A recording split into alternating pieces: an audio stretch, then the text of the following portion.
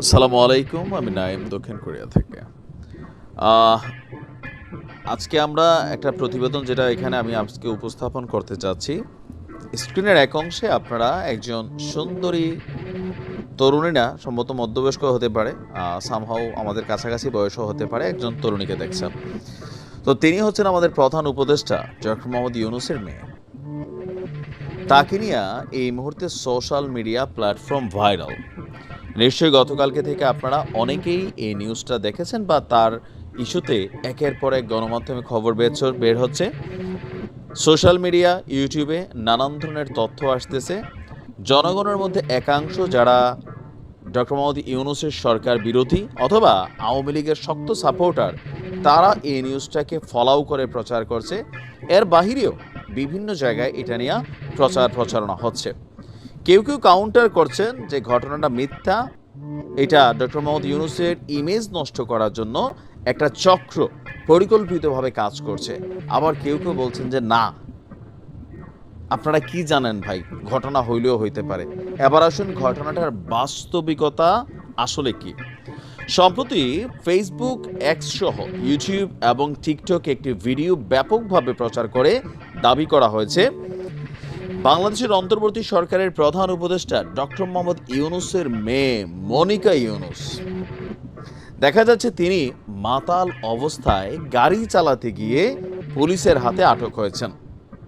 এখন প্রচারিত ভিডিওটিতে মদ্যপ অবস্থায় গাড়ি চালাতে গিয়ে আটক নারী অন্তর্বর্তী সরকারের প্রধান উপদেষ্টা ডক্টর মোহাম্মদ ইউনূসের মেয়ে বলে আপনার এটাকে প্রচারণা নিয়ে আসছে। বাট আমাদের ফ্যাক্ট চেক বলছে, ফ্যাক্ট চেক মানে রিউমার স্ক্যানার, ফ্যাক্ট চেক হচ্ছে ওই সফটওয়্যার বা ওই প্রতিষ্ঠানগুলো বা ওই কোম্পানিগুলো যারা কাজ করে ফেসবুকে যখন ভাইরাল কোনো ছবি আসে, ভিডিও আসে, এটাকে আসলে সত্য নাকি মিথ্যা এটাকে তারা জাস্টিফাই করে দেয়। যেমন বাংলাদেশে একজন মাওলানা বাংলাদেশের পতাকা হাতে নিয়ে ভারতের পতাকা পায়ের নিচে রাখছে, একটা ছবি খুবই ভাইরাল হয়েছে, দেখছে না, যেটা নিয়ে ভারতে তুলপাল কালাম হয়েছে। কিন্তু ঘটনাটা কি, ছবিটা এআই প্রযুক্তি দিয়ে ব্যবহার করে তৈরি করা। তো হয়তো বা ভারতেরই কোনো একটা গোষ্ঠী বা চক্র এই ছবিটা কইরা ছেড়া দিচ্ছে যেন দুই দেশের মধ্যে বা ভারতের জনগণের মধ্যে একটা রিয়াকশন ক্রিয়েট করা যায়, এবং ফাইনালি তারা সফল। এখন এই ফ্যাক্ট চেক প্রতিষ্ঠানটি বলছে যে ডক্টর মোহাম্মদ ইউনূসের মেয়ে মনিকা ইউনূসকে দিয়ে যে ভিডিওটি দেখা যাচ্ছে, বেসিক্যালি এটা তিনি নন। তার প্রচারিত ভিডিওটিতে এখানে যিনি আছেন, অনুসন্ধানে উঠে এসেছে মনিকা নামের ভিন্ন এক নারীকে। নামটা ঠিক আছে, বাট ইউনূস সাহেবের মেয়ে না।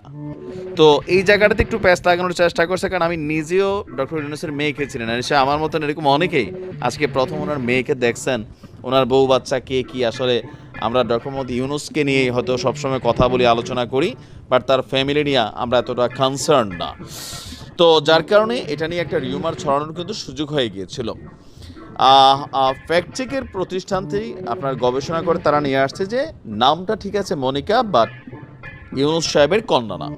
এ বিষয়ে অনুসন্ধানে প্রচারিত ভিডিওটির একাধিক কি ফ্রেম রিভার্স ইমেজ সার্চ করে ট্রান্সপারেন্সি বডি ক্যাম নামক একটি ইউটিউব চ্যানেলে চলতি বছরের 28শে আগস্টে drunk woman crashes her car after a breakup in Verona, New Jersey. মানে এটা মার্কিন যুক্তরাষ্ট্রের একটা সম্ভবত ভিডিও, যে মাতাল মহিলা তার গাড়ি সে অ্যাক্সিডেন্ট করছে বা ক্র্যাশ করছে after a breakup in Verona, মানে প্রেমে ব্রেকআপ হইয়া এরকম সে করছে নিউ জার্সি। এই ভিডিওটি পাওয়া গেছে। উক্ত ভিডিওটি শুরু থেকে প্রথম দিককার কিছু অংশের সাথে প্রচারিত ভিডিওটির হুবহু দৃশ্য মিলেছে। ইউটিউব চ্যানেলটির বিষয়ে জানা যায় এটি পুলিশের শরীরে পরিধানকৃত বডি ক্যাম থেকে আপনার যে ভিডিওগুলো আছে সেগুলো প্রকাশ করে। আর আটককৃত নারী তার নাম মনিকা ইউনূস বলে জানান, পাশাপাশি জানান তার জন্ম নিউ ইয়র্কে এবং তিনি একজন পুয়ের্তো রিকান। তিনি তার প্রেমিকের সাথে ব্রেকআপ করে মদ্যপান করে আসছিলেন বলেও জানিয়েছেন। তার মানে নামটাই প্যাচ লাগছে মনিকা ইউনূস বলার কারণে এই জায়গা থেকে বিষয়টা ভাইরাল সিচুয়েশনটাতে কানেক্ট হয়েছে। আর ঘটনাটা হচ্ছে বেসিক্যালি 2022 সালের 16ই এপ্রিল রাত 2টা 31 মিনিটের দিকে যুক্তরাষ্ট্রের নিউ জার্সির ভেরোনাতে ধারণকৃত এবং এটা নিয়ে তিনি গ্রেপ্তার হয়েছিলেন, পরবর্তী সময় তার মুক্ত হয়েছে। পাশাপাশি মনিকা ইউনুসের সাথে প্রচারিত ভিডিওটিতে প্রদর্শিত নারীর মুখমণ্ডলের তুলনা করলেও কিছুটা আসলে মিলে যায়, যা অধিকতর নিশ্চিত করেছে যে মানে হালকা ওই যারা মানে গুজবটা ছড়াইছে, বাট দুইজন দুই রকম ফেস। সুতরাং মোহাম্মদ ইউনুস কন্যা মনিকা ইউনুস মদ্যপ অবস্থায় গাড়ি চালাতে গিয়ে আটক হয়েছেন, এই দাবিটি মিথ্যা। এইটাও রাজনৈতিক একটা প্রচারণার উদ্দেশ্যে কিন্তু যারা করেছে, বাট এগুলো করে আমার কাছে মনে হয় যে আরও মানে নিজেদের অবস্থান খারাপ করা ছাড়া ভালো হচ্ছে না এগুলা দিয়া।